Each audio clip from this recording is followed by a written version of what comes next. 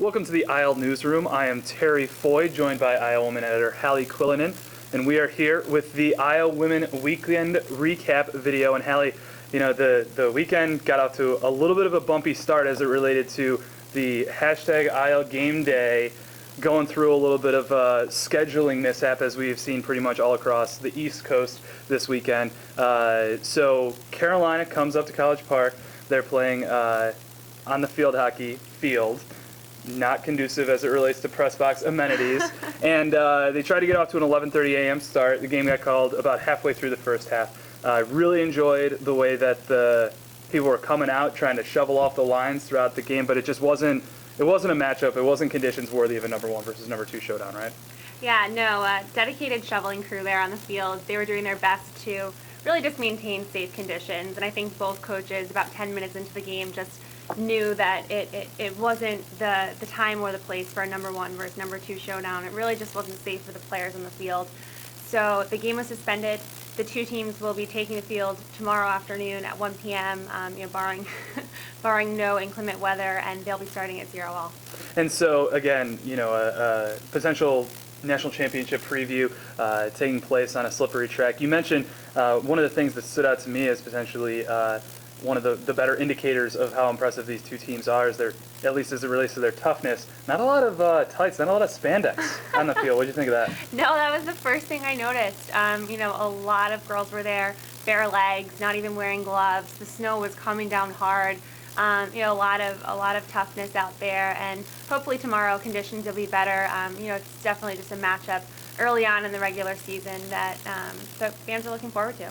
So let's go to a part of the world where the conditions were a little bit better, and we're gonna slide back to Friday night. Number 18 Stanford upsetting number 8 Notre Dame 12-10. What are your thoughts on this one? Annually these teams play each other very close. Notre Dame went out there, and just because they're ranked 10 spots higher than Stanford, I don't think that they went in knowing that they were going to win this game. So for lacrosse fans that are familiar with the rivalry and how close these teams play each other, I don't think there's a big surprise there. Draw controls, Notre Dame won 16-8 over Stanford. So if you win by that big of a margin, normally the scoreboard at the end indicates very similar. Courtney Fortunato was held to just 1 assist. For Stanford's defense to do that was huge.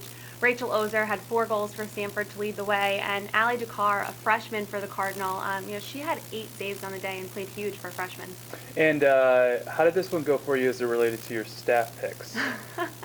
As a former college teammate of mine, Liz Hogan, who's on the Stanford staff, pointed out, I did not pick Stanford in my staff picks, so shame on me with that one.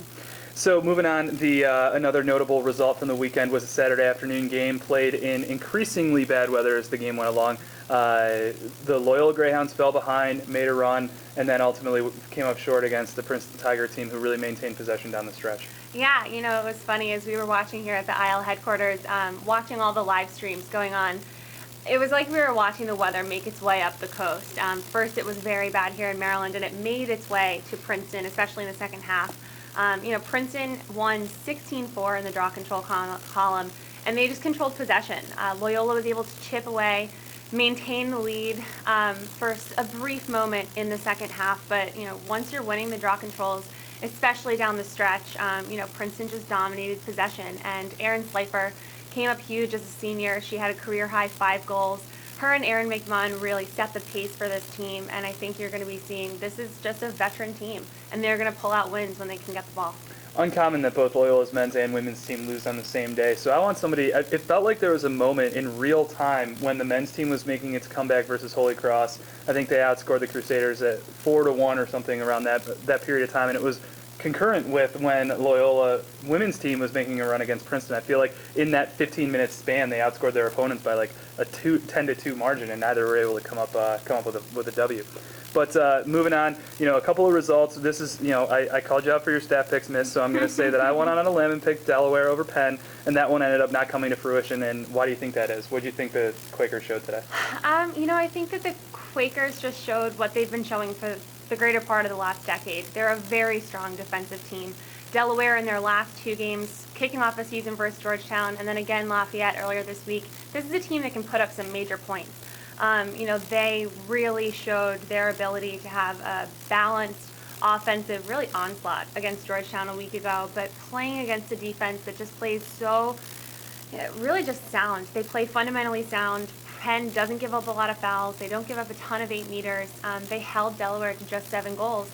And Penn has been a team that's really needed someone to step up offensively in years past. And today that was Tori Benson. She stepped up and had 6 goals for the Quakers.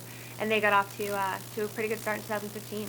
In keeping with the theme of defense, Stony Brook was able to limit USC to 4 goals. Once again, a stat-pick folly of mine. I actually really riding the Trojan wave based on their performance against Northwestern. But now as I look at that, coupled with Duke beating Northwestern, which was another surprise to me, I think maybe my fault laid in my opinion of Northwestern. But we can get to that at another time. What was it about what Joe Spallina's defense was able to do against the Trojans that you think helped them secure the win? I think first and foremost, Stony Brook, they got 4 draw controls in the day. USC is a team, Alyssa Leonard has made an immediate impact in Southern California. She's really taught these girls how to possess the ball off the draw. And despite not being able to get possessions off the starting draw, Stony Brook really just dominated 50-50 battles. They played hard-fought, solid lacrosse on those 50-50 balls, and then defensively they just buckled down. They held USC to just 10 shots. Stony Brook doubled up on USC in that category, and I think when you're a team that's coming in, playing in some tough weather conditions on Long Island, you really have to be able to match Stony Brook's intensity on those 50-50 balls, and USC just wasn't able to. Alyssa Leonard you'll be able to see in the Shooting from the Hip in the April issue of Inside Lacrosse magazine. And let's wrap it up with a near miss. The Boston College Eagles came down last weekend, beat Johns Hopkins Blue Jays at Homewood Field, and Catamounts had them on the ropes. Yeah, no, it was definitely a game that Vermont was in this game the entire way through. BC had a couple goals at the end for the 13-10 win, but this was really a 1-goal back-and-forth battle throughout. A few things that jump off the page. Michaela Ricks and Caroline Margolis were just held to 2 points each, a goal and an assist. For a Vermont defense to be able to do that, to hold, in my eyes, a Wharton candidate in Michaela Ricks, and Caroline Margolis, who really exploded onto the scene a weekend ago for Johns Hopkins. For Vermont to do that, that's pretty impressive. But the theme with this Boston College team has been when a couple are held at bay, someone always steps up, and that was Covey Stanwyck today. She had 6 points after a pretty quiet debut last weekend, 4 goals and 2 assists. So I think it's still early. Is this a Vermont team that, like Delaware, like USC, deserves to be receiving votes, deserves to be in that top 20 conversation? It's a little early. I think once they get into the rest of their schedule and they play the American East especially, we'll see. But then I think we'll also see BC's traveling to Syracuse. So is this a team that can hang with the top 5? We'll see. Yeah, and there's a lot to be learned from that, particularly as it relates to the America East. From my perspective, a league that coming into the year, Stony Brook and Albany had seemed to separate themselves from the pack so much. If there's a third team that can kind of nip at their heels, it will change the dynamic of that league considerably.